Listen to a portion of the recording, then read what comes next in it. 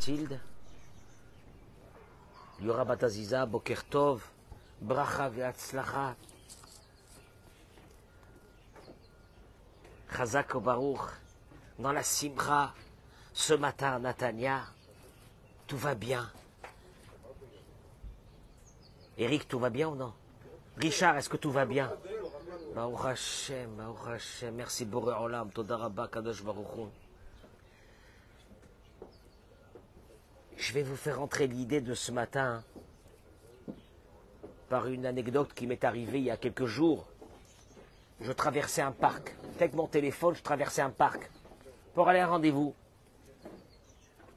Et je vois deux couples assis sur des bancs. Je vois deux poussettes, chacun avec un couple.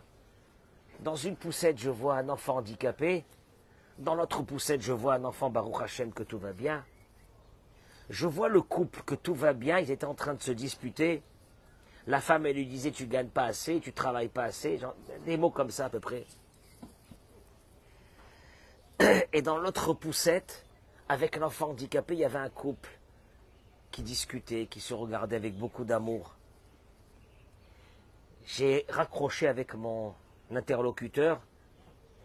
Et ma partie algérienne, elle s'est réveillée à ce moment-là et je me suis approché de ce couple qui était en train de se chamailler en leur disant « Peut-être que pour être heureux, vous devez changer de poussette. »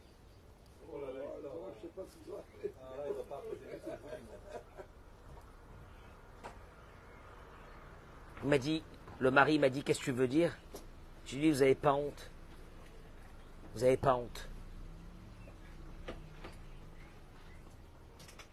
Vous n'avez même plus la capacité à analyser votre propre vie, comment elle est, et d'être joyeux de ce que vous avez, parce que vous ne savez pas que ce que vous avez, il y a d'autres qui ne l'ont pas. Et je voudrais vous amener à une idée ce matin, parce qu'elle est fabuleuse. Rabbi Nachman de Breslev, quand il parle de ça, il est assez virulent dans ses paroles, dans ses propos, mais avant d'arriver à ça, d'abord, j'accueille mes amis sur les réseaux sociaux. Boker Tov! Bracha ve'atzlacha! Kadosh Baruch Hu, il est avec vous. Ne vous inquiétez pas, il ne vous arrivera rien. Je suis désolé d'annoncer à tous ceux qui attendent la fin des temps et la fin de la vie et qu'on va tous mourir que on est là et que tout va bien. J'ai l'impression aujourd'hui que tous ceux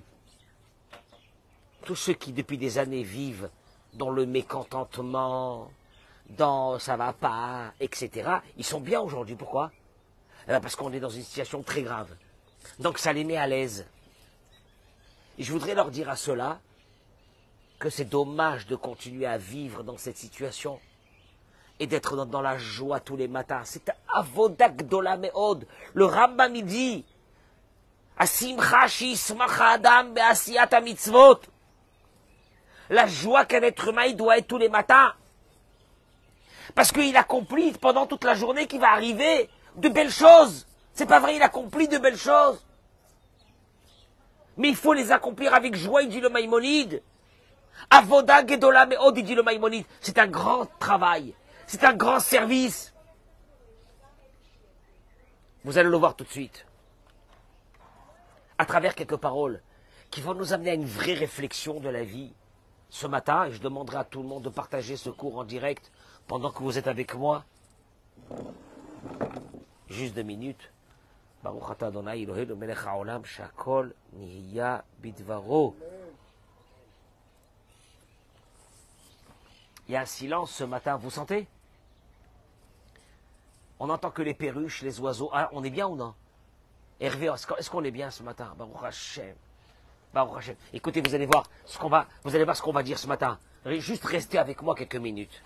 Je vais être très court. Dans la paracha de cette semaine, on fait connaissance avec un monsieur qu'on ne connaissait pas jusqu'à maintenant. Il est passé à travers les radars de la vie de notre père Avraham Avinu. C'est qui ce monsieur? Eliezer. Alors, l'histoire est très simple, c'est que la Torah nous raconte que Abraham convoque son serviteur Eliezer et il va lui demander d'aller chercher une épouse pour son fils Yitzhak, qui va nous ramener, qu'est-ce qu'il va nous ramener de là-bas? Rivka. Il va nous ramener Rivka, notre maman Rivka. La Torah donne des mots et chaque mot a une analyse tellement pertinente. Vayomer Avraham el Avdo. Avraham, quand il convoque son serviteur, il lui dit Zekan Beto, son serviteur qui est Zekan Beto. C'est quoi Zekan? C'est le patron. Zekan. C'est le chef. Hein? Zekan. Zaken, c'est quoi Zaken? Le vieux. Le vieux. C'est péjoratif, hein, ce mot, le vieux. Ça veut rien dire. Zekan Beto. Le Midrash ramène quelque chose de terrible. Zekan Beto, Shehaya Ziv Ikunin Zekan, nos sages prennent le mot de Zekan qui veut dire entre guillemets un vieux, ou un sage, ou un ancien, prennent le mot de Zekan et ils le coupent en deux. Zekan Ziv Ikunin. Le visage, quand tu parles d'un visage humain, qu'est-ce que tu parles? Hein? C'est quoi un visage? Quand je te regarde, en fait, quand je te vois joyeux, je te vois triste. Entre guillemets, ton visage reflète ton intérieur. On est bien d'accord? Et puis des fois, tu vois quelqu'un, tu dis, il avait une sale tête. Qu'est-ce que ça veut dire, il avait une sale tête? Ah, tu le connais, ça fait 25 ans que ça veut dire, il avait une sale tête. Ça veut dire que quand tu vois quelqu'un, sur l'expression de son visage reflète son âme. Ziv Ikunin. Le visage de Eliezer ressemblait à celui d'Abraham Avinu. Traduction des mots, c'est que l'intérieur d'Eliezer ressemblait de façon troublante à celle de son maître Abraham Avinu. Alors, nos sages nous disent, mais qu'est-ce que c'était le visage d'Abraham Avinu? Est-ce qu'on peut comprendre c'est quoi la grandeur du visage d'Abraham Avinu? Quand tu dis qu'Eliezer avait le visage d'Abraham Avinu. Eliezer, je peux vous poser une question. Eric, c'est qui Eliezer? C'est le serviteur d'Abraham. D'où il vient? C'est qui ce monsieur? Ah, c'est le fils de Nimrod. C'est le fils de Nimrod. Ben non, Nimrod c'est Hitler.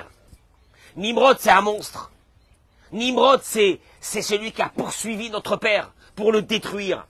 C'est celui qui est le premier antisémite du monde. Le premier antisémite du monde. Il avait un fils qui s'appelle Eliezer. Écoutez-moi bien l'histoire, c'est un truc de fou. Nimrod, déjà le père, d'où il vient? De Ham. Qui c'est Ham? Le fils de Noach, qui a été quoi? Maudit. Maudit, c'est une pourriture. Il lui a dit, Eved avadim yelechav. Il sera serviteur de l'humanité. Il sera le plus bas de l'humanité. Noach avait maudit son fils. Ham. Arour Kenaan. Eved avadim yelechav. Et Nimrod, qui descend de ce pédigré monstrueux, va avoir un fils qui s'appelle comment? Eliezer, que la Torah va parler de lui. Que ce Eliezer, son visage, son intériorité, ressemble à celle de son maître. Je peux te poser une question, comment il a fait pour arriver à ça? Quand ton départ à toi, il est catastrophique, comment tu fais pour arriver à ça? Mieux que ça, le Midrash, il continue, il dit, il appelle donc Zekan Beto. On a dit que le mot Zekan veut dire Ziv Ikunin, son visage ressemblait à son maître. Hamoshel, la suite du verset, c'est quoi? Hamoshel Bechol Asherlo. C'est quoi Hamoshel? Moi, quand on lit ça, ça veut dire Hamoshel, ça veut dire que c'était l'intendant de la maison d'Abraham Avinu. C'est lui qui commandait tout. Or, le Midrash, il dit pas du tout. Hamoshel, il commandait Bechol Asherlo de tout ce qui était à son maître. C'est pas simplement qu'il commandait, on va dire, au niveau de la cuisine et au niveau de la maison d'Abraham Avinu. C'est pas ça du tout. Hamoshel Bechol Asherlo. Le Midrash dit, Sheaya Shalit Beitzro Kemoto. Il y a eu deux personnes dans l'humanité. qui ont réussi à maîtriser leur Yetzer Hara et à continuer à vivre. Avraham Avinu et le deuxième, Eliezer. Eliezer, oh, c'est énorme. D'ailleurs, si mes souvenirs sont bons, Eliezer fait partie des personnes qui sont montées vivant dans le Olam Haba. Eliezer. Ah maintenant, je te pose une question. Comment tu fais, toi qui arrives d'une tribu de sauvages, avec un père, une pourriture, ignoble, qui a voulu toute sa vie la vouer à détruire Avraham Avinu. Qu'est-ce qu'il lui avait fait, Avraham Avinu? Rien. On tue le juif depuis le début. Et pourquoi on tue le juif? Mais comme ça. Va demander à un islamiste pourquoi il veut tuer le juif. Comme ça. Il sait même pas. Il scande. Mort aux juifs. Allô, je peux te poser une vraie question, t'arrives avec un micro. Pourquoi mort aux juifs? Qu'est-ce qui t'a fait le juif? Hein? Non, c'est comme ça. Il va te dire c'est marqué dans le Coran. C'est pas marqué dans le Coran, c'est pas vrai. C'est comme ça. Pourquoi les nazis ont voulu nous tuer? Comme ça. Qu'est-ce qu'on leur a fait? Comme ça. Traduction des mots. L'antisémitisme. Il n'y a pas de raison. Il n'y a pas de raison. Je le répète encore. Pour tous nos amis musulmans qui nous suivent. Si à la place de ces nazis à Gaza, il y avait des hommes d'affaires, ils auraient pu rendre Gaza Singapour.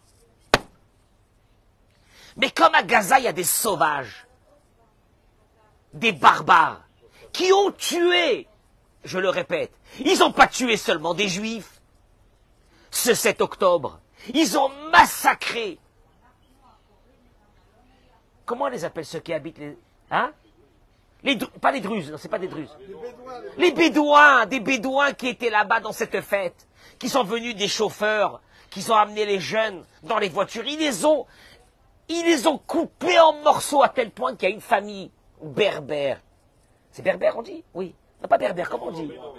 Bédouin, pas berbère. Bédouin, qui a dit, je donne $1 million pour celui qui me trouve, celui qui ont massacré, ils l'ont coupé en morceaux. Un bédouin. Un bédouin, c'est même pas un juif.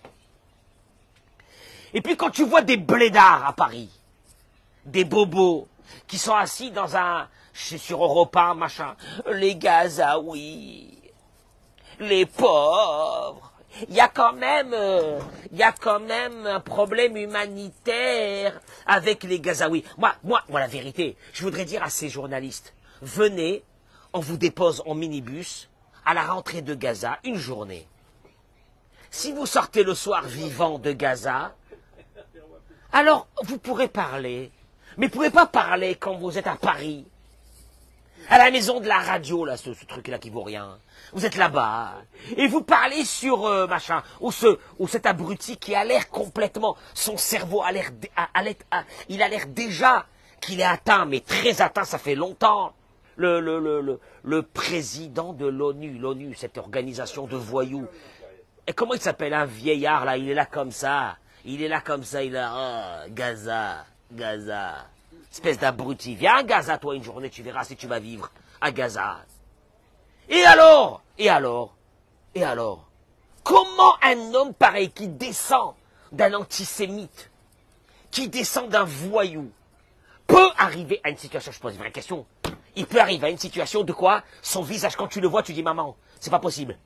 La même intériorité qu'Avraham Avinu, le même visage qu'Avraham Avinu, la même grandeur, quoi? Il commande sans Yetzer Hara comme Avraham Avinu, mais c'est pas possible. Comment il a fait ce monsieur?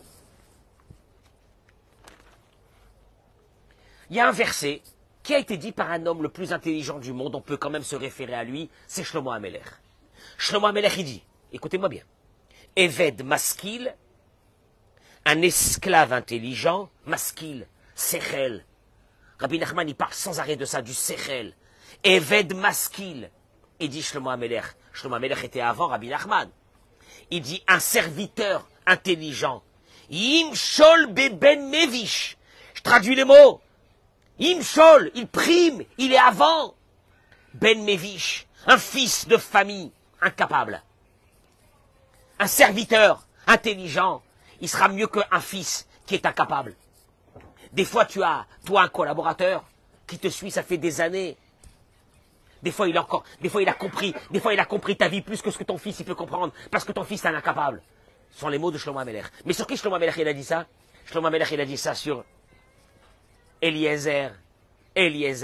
Avraham Avinu, il avait un fils qui s'appelait comment? Ishmaël. Ishmaël n'a pas suivi le chemin de son père. Mais c'était ce serviteur, Eved Maskil, Sechel. On va voir ce que Rabbi Nachman nous dit sur le mot Sechel. Vous allez comprendre. Eliezer, il s'est levé un beau matin et il a dit, je suis le fils de Nimrod. On est des sauvages, on est des barbares, on est des mauvais, on est des méchants. On a la haine en nous. J'en ai marre de ça. Il s'est réveillé un beau matin, écoutez les mots de ce qu'il dit le Midrash. Il s'est réveillé, il a dit, c'est marqué sur nous, Arur Kenaan, on est maudit. On n'est pas maudit comme ça, on est maudit parce qu'on est pourri. Parce qu'on est mauvais, parce qu'on est méchant. J'en ai marre de ça. Tu sais quoi? À la place de terminer comme un clochard, comme un terroriste, comme une pourriture, j'en ai marre, je veux changer de vie. Eh ben, c'est ce qu'il a dit? Le Midrash, il dit, c'est ce qu'il a dit? Il a dit, je vais aller chez Avraham Avinu. J'ai entendu qu'il y a un juif. Ah, le premier juif. J'ai entendu qu'il prône la gentillesse, la bonté, le chesed. Il est très spécial, ce mec. Je l'adore, je le kiffe, je l'ai vu à la télé. Il m'a fait kiffer. Je vais aller. Mais son père, il lui a dit, mon fils, moi je suis roi. Toi, tu vas prendre ma place. Il lui a dit, non, papa. Je préfère aller être serviteur. Serviteur de qui? D'un grand homme comme ça, que de rester avec toi, papa. Et il est parti, il est devenu le serviteur d'Avraham Avinu. Vous entendez ce que je vous dis? Comment Shlomo HaMelech il appelle? Eved Maskil. C'est quelqu'un qui a compris, c'est quelqu'un qui a réfléchi, c'est quelqu'un qui a analysé. C'est pas un blédard. C'est pas un blédard qui prend le truc et qui fait Free Palestine. C'est pas un blédard qui écoute je sais pas quoi des bêtises, qui vient voir la réalité des choses. Traduction des mots, la Torah te dit, tu sais pourquoi je te parle d'Eliezer? Pour une chose, pour te dire quoi? Tu peux venir de très très loin. Mais si tu as en toi une arme fatale qui s'appelle la réflexion, l'introspection, la recherche, mais pour ça, eh ben, tu réussiras dans ta vie. Mais par contre, pour ça, il te faut une chose. Ce sont les mots du Messilat Yesharim. Le Messilat Yesharim, il dit, Ve'olech be'olamo blit bonenut. C'est un peu nous tous. C'est la génération d'aujourd'hui. Une génération de malades. J'ai peur. Bémet, j'ai peur. Je te jure que j'ai peur. Il n'y a pas aujourd'hui, on est tous une génération d'hommes et de femmes très gentils, très bien. Demande à n'importe qui de faire du chesed. On adore les hommes et les femmes d'aujourd'hui. Bémet, ils sont gentils. Il n'y a que du chesed. Par contre, il manque une chose. Cette chose qui manque, le Messilat Yesharim, il le dit. Ve'olech be'olamo blit bonenut. C'est celui qui ne s'arrête pas un moment. Messilat Yesharim, il y a 600, 700 ans, il a dit ça. Blit bonenut, sans réflexion. Rabbi Nachman, il appelait ça la hitbo des doutes. Mais c'est la même chose. Blit bonenut, sans réflexion. Intova darko imra'a. Dans quel chemin il est, dans quelle vie il est, dans quel move il est. T'as des gens, ils sont là, ils vont mourir pour une chose. Qu'on les regarde. Que toujours on les regarde, qui sont quoi? Et tu sais quoi, il y a une maladie, mais elle est terrible. Cette maladie, pour moi, c'est l'une des pires. Le paraître, le choufouni, le paraître. Ils vont mourir pour le paraître. Cache-toi dans un coin, je t'en supplie, arrête cette course. Commence à réfléchir un peu à ta vie. Regarde un peu ta femme, tes enfants, ton mari. Recentre un peu les choses les plus importantes de ta vie, parce que c'est ce qui va t'accompagner jusqu'à la fin de ta vie. Arrête de courir, arrête d'être jaloux, parce que l'autre, il fait sortir les yeux. Mais l'autre qui fait sortir les yeux, à part le paraître, à l'intérieur de ça, il n'y a rien. Raval, dommage. Va chercher des personnes. Mais pour ça, il dit le Messilat Yesharim, il faut trouver des personnes qui ont ce moment de hitbonenut, ces arrêts dans leur vie. Des fois, Dieu, qu'est-ce qu'il doit nous faire? Des arrêts. Un choc. Un choc. Là, on est dans une période comme ça. Parce que, il dit le Messilat Yesharim, sans hitbonenut, sans réflexion sur la vie. sans réflexion sur ta vie. Est-ce que tu es bien? Est-ce que tu n'es pas bien? Hein? Comment tu es? Comment tu es perçu par les autres? C'est ce qu'on a dit hier. C'est la chose la plus importante.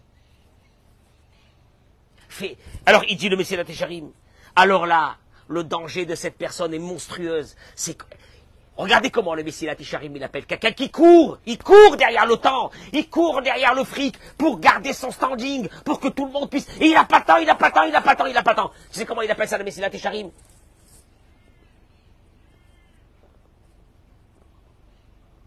Il dit le Messie Técharim. Kesuma haolech al sefat hanahar. Cette image, elle est dramatique. Un aveugle qui marche au bord, mais au bord du fleuve. Bon, déjà, il a deux problèmes. C'est que déjà, de marcher au bord du fleuve, même quand tu vois, c'est dangereux. Mais imagine-toi que tu vois plus et que tu marches au bord du fleuve. Quelle est ta chance de t'en sortir? Nulle.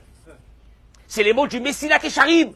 Le Messilat Técharim, Rabbeinu Moshe Chaim Luzzatto te dit, écoute-moi bien, tu sais celui qui n'arrive pas à s'arrêter pour regarder un peu sa vie, pour s'analyser, pour voir ce qui ne va pas, pour comprendre, etc. Maintenant, il y a des personnes qui te diront, je t'en supplie, tu peux me demander ce que tu veux dans ma vie, mais ne me demande pas de m'arrêter. Parce qu'en m'arrêtant, je vais commencer à faire sortir de moi des démons. Je vais commencer à comprendre que j'ai plein de choses que je dois arranger. Je préfère pas. Tu sais ce que je préfère? Je préfère courir. Courir, courir, la bagnole, les vacances, les prochaines ci, les prochaines là, les machins, l'essentiel. Et d'ailleurs, vous allez constater que toutes ces personnes qui ne veulent jamais s'arranger, ils sont toujours en quoi? On les appelle dynamiques. Ils sont dynamiques. Pourquoi ils sont dynamiques? Ils sont en mouvement tout le temps. Ils font plein de belles choses, hein. Attention, ils font plein de belles choses aussi. Mais pourquoi ils sont dynamiques? Pour ne jamais s'arrêter. Parce que s'ils s'arrêtent, ils ont peur. Ils vont se mettre à réfléchir. Donc ils courent. Alors on les appelle des hommes d'affaires. Alors on va les appeler des... ils sont refifs. On va les appeler comme ça. D'ailleurs, vous allez remarquer que ces personnes-là, ces refifs et ces hommes d'affaires et tout ça, ils ont un jour où ça va pas dans leur vie, c'est le Shabbat. Non, mais... Il n'y a rien à faire. Hein? S'ils gardent Shabbat, parce qu'ils gardent pas de Shabbat, ça n'a aucun problème. Mais Shabbat, qu'est-ce qu'il y a?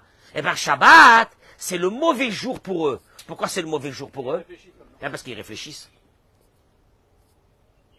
Avalma, regardez ce qu'il dit Rabbi Nachman, je termine avec ça, rapide. Bémet rapide, cette fois-ci rapide. Parce que je sais que Richard, quand il sait que je dis rapide, il sait que c'est pas vrai. Il dit... Il dit Rabbi... il dit Rabbi Nachman, une chose extraordinaire. Il dit, Lechol davar she'Hashem oseh ish tachlit. Chaque chose que Dieu fait dans le monde, il y a un but. Rabbi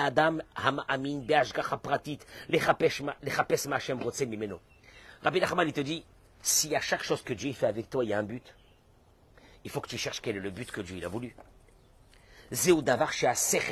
Regardez, il reprend le même mot qu'on a dit. Eved maskil, un serviteur intelligent qui réfléchit.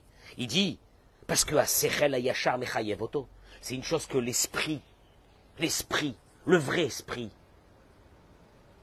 t'oblige à analyser dans ta vie. Pourquoi chaque chose qui t'arrive? Pourquoi il t'est arrivé ça? Et il te dit que des fois c'est pour le réveiller à ce qu'il arrange quelque chose qui ne va pas dans sa vie. Ou bien parce que pour faire teshuva sur une faute que tu as fait, ou bien parce qu'il y a une mitzvah que Dieu te demande d'accomplir, que tu n'accomplis pas beaucoup. Donc qu'est-ce qu'il fait Dieu? Il t'envoie un problème. Mais en vérité, il te dit, Rabbi Nachman, tous ces problèmes, ils sont venus pour une chose, t'arrêter. Là, c'est quand tu as un souci, tu as un problème. Pourquoi? Pour t'arrêter. T'arrêter de quoi? Et commencer à réfléchir. Et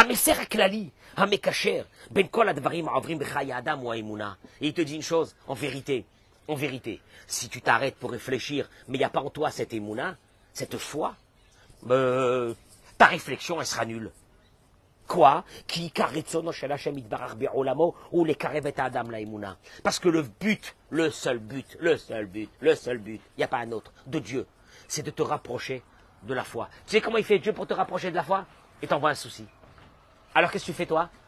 Si tu es intelligent, qu'est-ce que tu fais? Tu commences à réfléchir et tu te dis, ce souci, Dieu me l'a envoyé parce que j'ai dû faire telle et telle chose, etc. Je vais changer. Donc en fin de compte, quand tu as changé et que le souci est parti, qu'est-ce qu'il en sort de toi? C'est que tu t'es rapproché quoi? De lui. En vérité, c'est ce qu'il veut Dieu. Dieu n'a jamais voulu envoyer un souci à une personne juste pour le fracasser. Jamais. Tu vois, ce qui nous arrive aujourd'hui en Israël, c'est quoi? Sam, c'est quoi? Tu sais ce que c'est? Plus de 200 000 hier à la télévision israélienne, pas la télévision machin, hein, la 12, les anti-religieux. Plus de 200 000 talitot ont été distribués aux Chayalim. Les usines de talit, ça existe ça, ont travaillé jour et nuit. Parce que les Chayalim, les soldats, n'en demandaient ni cigarettes ni rien, ils demandaient des talit. Mais il faut quoi? Malheureusement, il faut quoi? Un arrêt, un arrêt. Les paires de téphilines, il y a un Américain qui a offert des, je ne sais pas pour combien de dizaines de millions de dollars, de paires de téphilines. Maintenant, c'était des Chayalim. Mais les Chayalim, quand ils ont vu ce qui s'est passé à Be'eri, et quand ils ont vu ce qui s'est passé à Otefaza, ah là, t'es plus le même. Qu'est-ce qu'il y a? Dieu, pourquoi tu nous as fait ça? Tu nous aimes pas à ce point? Et Dieu te dit, moi je vous aime pas, moi. Il y avait une guerre civile qui avait commencé chez vous. La haine, la plus totale. C'était monstrueux ce qui se passait dans ce pays depuis un an. C'était horrible, horrible. Pour nous les Français, c'était horrible quand on voyait ce qui s'est passé. Akadosh Baruch Hu te dit, moi je vous aime. Toi, religieux, pas religieux, tout le monde, je vous aime, moi. Mais moi je vous aime. Mais alors là, il y a besoin d'un électrochoc. Je ne sais pas combien d'années ça va nous mettre. Je dors pas. Ça fait un mois que je dors pas la nuit. Je dors pas la nuit. Je me réveille 100 fois dans la nuit. C'est horrible. Et encore t'écoutes. Vous avez de la chance, c'est que vous ne parlez pas l'hébreu. Mais moi qui a accès aux médias israéliens, rien que tu allumes la radio, tu entends encore une personne qui te dit qu'elle aurait dû mourir et qu'elle est là. Et que sa femme et ses enfants, ils ne sont pas là. Il ne sait pas où ils sont. Et que des grands-parents ils te disent que leurs fils, leurs belles-filles et les enfants, ils ont disparu. Je disais à ma femme hier soir en traversant Tel Aviv, je dis à ma femme, ça fait un mois, nous pour nous c'est long, mais pour ces personnes qui ne savent pas ce qui devient leur fils, leur belle-fille et 3 enfants, comment il s'est passé ce mois-là? Comment il s'est passé? Qu'est-ce que c'est ça? Qu'est-ce que c'est ça, Mazé? Mazé Bémet, il faut dire les choses.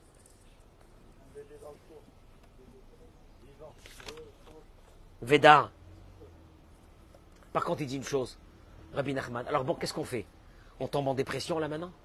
Qu'est-ce qu'on fait? On tombe en dépression? Parce que Rabbi Nachman, il te dit, avant que je t'explique pourquoi Dieu t'envoie tout ça, avant de commencer, tu viens de recevoir le coup, qu'est-ce que tu fais maintenant? Tu tombes en dépression? La peur, la crainte, tu vas mourir, tu vas ci, tu vas là, qu'est-ce que tu fais? Il dit, juste Rabbi Nachman, il dit, En yoter me'orer dinim ala adam me'asher ha'atzvut ve'amirmur. Après que tu as reçu le coup, il n'y a pas plus pire qui réveille, au contraire encore maintenant, la rigueur, qui va encore continuer sur toi, que le désespoir et la descente en enfer. Ah bon? Mais pourtant, monsieur le rabbin, c'est quelque chose de naturel, que quand je reçois un coup, je tombe comme ça. Il dit la chose suivante. Hashem itbarach tzadik, ou mitneg imadam berachamim. S'il y a quelqu'un qui nous aime, s'il y a quelqu'un qui est dans la justice, s'il y a quelqu'un qui veut que ton bien, s'il y a quelqu'un qui t'adore, c'est même pas tes parents ils t'adorent, c'est vrai, mais il y a plus que tes parents. Je t'assure qu'il y a plus que tes parents. C'est celui qui te suit. Depuis le premier jour de ta vie jusqu'au dernier jour de ta vie, c'est lui. C'est lui qui t'aime plus que personne au monde. Et il te dit, Umitneg imadam berachamim, il dit Rabbi Nachman, il se conduit avec nous. Quelle miséricorde. Hein, Eric? Quelqu'un, des fois, il a un point, là, il a un point. Il a un point. Des fois, j'ai envie de lui dire, tu sais d'où il vient ce point? Il ne sait pas, hein? Non, il ne sait pas. Peut-être que là, il y a un truc qui est en train de se passer là, maintenant. Malheureusement. Eh ben, non. Hachem, il dit non, ben, on a des points, ça fait 50 ans qu'on a des points. Et c'est vrai ou non? On a mal à la tête. Ah, t'as mal à la tête, ça peut être une hémorragie cérébrale, Dieu le plaise. Hein? Eh ben non. On a mal à la tête, ça fait 50 ans. Et vous inquiétez, mais comment? Mais comment? Tu sais pas qui c'est qui s'occupe de toi? Mitnagi Madame Berachamim, il dit Rabbi Nachman, il s'occupe de toi avec tellement de miséricorde. Vekacher Adam et nommé Routse, Azayou Mare, Sheno Ma'amin Bashgachat Abore. Betzedek overachamim. Et quand une personne elle a reçu un coup, et qu'elle est dans un désespoir total, quelqu'un qui devait se marier, s'est pas marié, quelqu'un qui a divorcé, quelqu'un que ça va pas dans sa maison, quelqu'un que ça va pas avec ses enfants, qu'est-ce qu'il se dit à ce moment-là? La haine. J'ai la haine. J'ai la haine. Comment Dieu nous a fait ça? J'ai la haine. J'ai la haine. Il nous a tués. Il nous a massacrés. Il a laissé comme ça pendant 6 heures. Il a laissé pendant 6 heures la barbarie la plus grande rentrer dans ce pays et de massacrer des gens qui dormaient, ni des combattants, ni rien, des bébés, des enfants, qui nous a kidnappés combien? 240.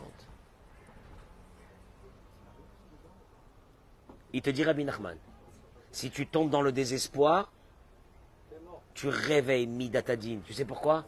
Tu sais pourquoi? Parce que Kioto Adam Sheno Merutze Be'etzem Toen She'Hashem Yitbarach Mitnaeg Lo Betzedek Velo Beyosher Velo Be'emet. Au fait, ton désespoir, ta crainte, ta peur, ton machin, tu es en train de dire que Dieu il fait n'importe quoi, et puis il a dû même déraper. Hein. Il a dû déraper, on ne sait pas. Non, donc il contrôle pas les choses. Regarde-moi bien ce que je suis en train de dire, c'est grave. Nachon Zekoev, ça fait très mal. Nachon qu'on ne comprend pas. Voilà ce qu'il fait Hachem. Tout est sous contrôle de Dieu. Ça fait partie de la base de la Imouna d'un être humain dans ce monde. Il n'y a rien à faire. Il termine et il dit Al Yesod She'en Yisurim Belo Avon. Il y a une base dans la Torah. En Yisurim Belo Avon. Il n'y a pas de souffrance. Dans la Torah, on ne dit pas punition. Il n'y a pas de souffrance sans avoir un réglage à faire. Nous, on appelle ça Avon. Avon qui veut dire quoi? Une faute. Une faute qui veut dire quoi? Dieu, quand tu fais une faute, qu'est-ce qu'il doit faire tout de suite? Un réglage, un rééquilibrage. Il n'y a pas de souffrance. Je ne sais pas pourquoi le bon Dieu s'est abattu sur moi. Qu'est-ce que j'ai dû faire moi au bon Dieu? Moi je fais rien au bon Dieu. Et moi je ne comprends pas pourquoi. Ça n'existe pas. La Gemara dit En Yisurim Belo Avon. Il n'y a pas d'épreuve sans réglage à faire. S'il n'y avait pas de réglage, il n'y aurait pas eu d'épreuve. S'il y a des épreuves, c'est qu'il y a un réglage. Et sur ça, toute la foi juive, il dit Rabbi Nachman, est basée. Et Rabbi Nachman ne se pose pas sur lui-même, il ramène les paroles du Nachmanide. Ah, ça n'a rien à voir avec le Rabbi Nachman. Hein. C'est le Ramban, qui a presque 1000 ans, il a dit En la Adam, Chelek Betorat Moshe Rabbeinu. Tu n'as pas ta place dans la Torah de Moïse, de Moshe Rabbeinu. Si, quoi? Pour avoir ta place. En vérité, pour être un juif, pour être quelqu'un de Mahamin, pour être quelqu'un de proche de Dieu, il te faut une chose. Hachena Amin. Jusqu'à qu'on ait cette capacité de croire. Bechol devarenu ou mikrenu. Que toute chose qui nous arrive, et que tous les hasards, entre guillemets, de notre vie, Koulam, tous, Nissim, c'est que des miracles. Ve'en bahem teva o minhago shel olam. Et il n'y a pas de nature dans ce monde. Ben barabim, ben bayachid. Soit pour un seul, soit pour une société. Et là, im ya'aseh ha-mitzvot, il faut que tu arrives à une constatation. Elle est dure, celle-là, elle te prend dans la gorge. Si tu accomplis les préceptes de Dieu, yatzlichenu secharo, tu recevras une vie tranquille. V'im ya'avor alehem, et si tu commences à naviguer en eau trouble, yachritenu ansho, tu recevras le réglage. Je répète ce qu'il dit le Ramban. Si tu veux faire partie du peuple juif, tu dois faire rentrer dans ta tête cette chose-là.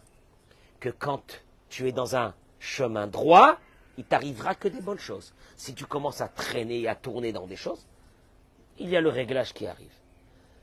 Pirouche Advarim, il dit, l'explication elle est, Shirak Mishechai et Taimuna, sauf celui qui vit sa vie avec cette foi, chez Kol Mikrav chez Adam, que tout ce qui t'est arrivé dans ta vie, toutes les péripéties de ta vie, mariage, divorce, machin, ça, ce que tu veux, les enfants, le travail, le boulot, ta vie, tes parents, tes frères, tes sœurs, tout, tu prends tout ça, tu dis, il va se lever un bon matin, il va dire, oh là là, j'ai quand même eu une vie qui n'était pas banale.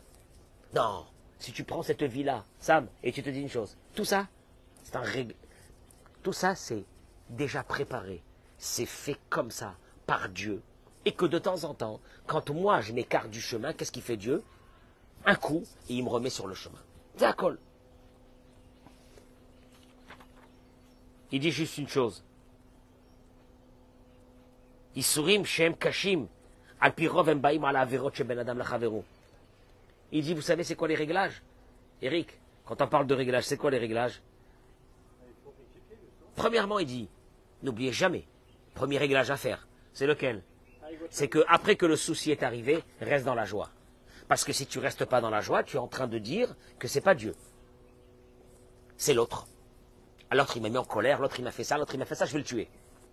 Ou bien, qu'est-ce que tu es en train de dire? C'est Dieu. Mais c'est Dieu, mais il fait n'importe quoi. Donc, dans les deux cas, tu n'es pas avec Dieu. Première chose, qu'est-ce que tu te dis? C'est bon. Ça fait mal, c'est bon. J'accepte. J'accepte la situation. Allez, maintenant, on fait comment? Alors, maintenant, commence à chercher les réglages. Qu'est-ce qu'il faut changer? Mais là, il te dit, Rabbi Nachman, une chose. Isurim Shem Kashim, quand on a des soucis qui durent pour un bon moment et qui ne veulent pas partir. Alpirov, dans la majeure partie des cas, Embaim ala Averot chez Ben Adam Lachavero, elles proviennent de différents qu'on a eu avec des êtres humains. Ki kol tsar, chez Adam Gorem Lachavero, yesh biado avon chamour. Que chaque souffrance qu'on fait à l'autre, il y a des réglages très violents. Je ne veux pas dire punition, des réglages très violents. Chez Eno Yacholit Kaperlo. Pourquoi? Parce qu'il n'y a pas de pardon. Et pourquoi il n'y a pas de pardon? Achim Chaloto Adam, chez Nifgam Imeno. Parce que pour avoir le pardon, il faut que la personne à qui tu as fait du mal, elle te pardonne. Vekozman Shelo Machalo, et tant qu'il n'a pas été pardonné, et donc automatiquement, le réglage il continue. Jusqu'à quand? Jusqu'à que tu arrives à un moment où tu baisses la tête et tu vas demander pardon. Maintenant, moi je m'arrête ici. Il m'a pas besoin de continuer. Je peux continuer encore comme ça pendant encore 4 heures, s'il le faut. Je peux vous dire une chose. Ben Adam Lachavero, c'est la plus grande chose chez Dieu. Mais pour nous, c'est la plus dure. Ah, on est prêt à mettre le tzitzit, les tfilines, la perruque, le foulard, faire des afrachotrala à longueur d'année, terminer toute la farine de Rami Levi et de Yohananov. Mais si je te demande, tu peux aller faire la paix avec ta belle-mère? Alors là, pas de question. Ton mari, ça fait des mois, voire des années qu'il n'a pas parlé avec ses parents? À cause de toi, ou peut-être pas à cause de toi, mais voilà. Enfin, quand il était avec ses parents, il parlait avec ses parents. C'est quand il s'est marié avec toi qu'il ne parle plus avec ses parents. On est bien d'accord. Donc, il y a quelque chose là-dedans dans cette histoire. Il faudrait peut-être l'arranger. Parce que tu sais pourquoi? Les réglages, s'ils ne sont pas déjà arrivés, quand ils vont arriver, ils resteront le temps que le réglage ne sera pas fait. Maintenant, il y a des personnes qui souffrent pendant des années. Et nous, on dit, mais quand même, hein? Non, mais quand même, je veux dire, qu'est-ce qu'il a fait pour qu'il souffre autant d'années comme ça? Il n'y a pas de réglage. Il n'y a pas de réglage sans qu'il y a un dossier. Ça, c'est la base, il te dit le Nachmanide. C'est la base.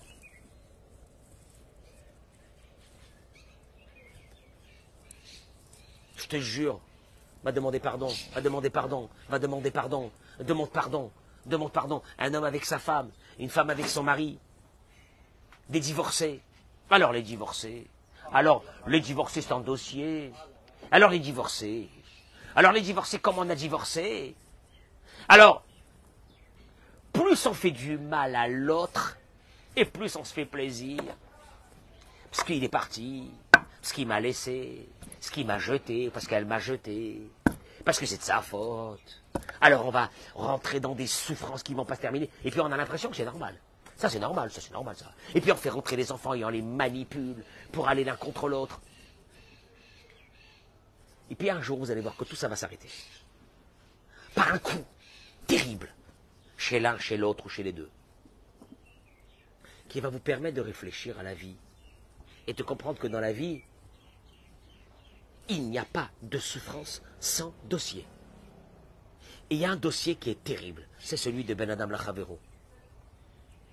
Celui que quand tu penses que quand tu es en haut de l'affiche, tu peux faire ce que tu veux. Sauf que Dieu, il a son temps à lui aussi. Il a sa patience. Et puis un beau matin, Akadosh Baruch Hu, il vient, il te démontre qu'est-ce que c'est, la vie. Il y a un homme qui n'a pas eu besoin de recevoir des coups. C'était Eliezer.